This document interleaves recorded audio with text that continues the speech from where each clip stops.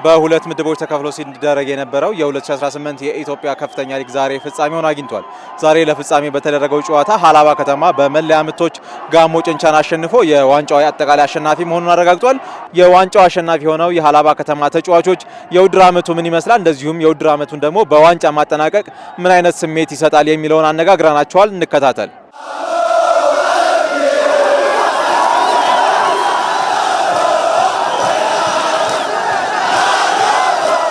ይህን ህዝብ ማስደሰት ግዴታችን ነው። አምናም ደርሼ ስላጣውኝ ያ ቁጭትም አለ። ህዝቡም ደግሞ የሚገባውን ነገር ማግኘት ስላለበት ለዚህ ደጋፊ የሆነ ነገር ማበርከት አለብን የሚል ነበር የተነጋገረን የገባነው። ያንን ነገር ከፈጣሪ ጋር ሆነን አሳክተነዋል።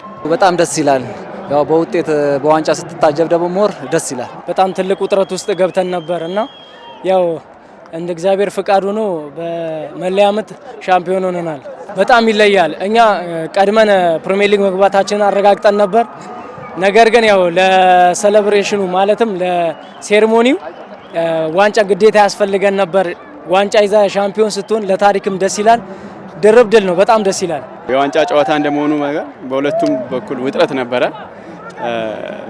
ዋናው ነገር ያው ፕሪሚየር ሊግ መግባት ነበር። ይሄ ደግሞ ድርብ ድላችንን የምናሳካበት ቀን ነበር። እጅግ በጣም ደስ ብሎኛል። ስሜቱ በጣም ደስ ይላል። እኔም ያሰብኩትን ነገር ነው ያረኩት።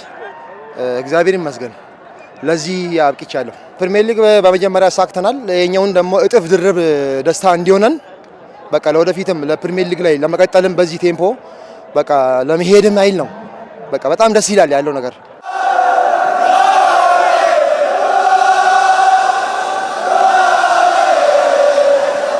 የዛሬ የዋንጫውን ስጦታ ያው እንደሚታወቀው ለሀላባ እግር ኳስ ክለብ የልብ ደጋፊዎች ከዚህ በፊት በአደጋ በህይወት ያጣናቸው ደጋፊዎች አሉ። ለነሱ ይሁንልኝ።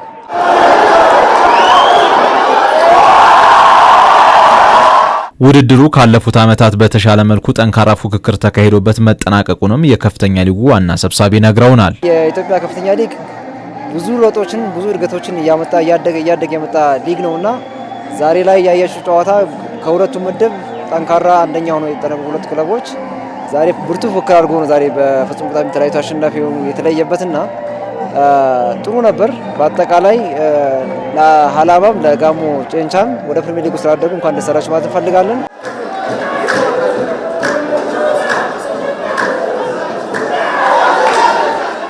ለደረጃ በተደረገ ጨዋታ የካ ክፍለ ከተማን ከደሴ ከተማ ያገናኘው ጨዋታ በደሴ ከተማ 1-0 አሸናፊነት ተጠናቆ ደሴ ከተማ 3ኛ ደረጃን ይዞ ማጠናቀቁን አረጋግጧል።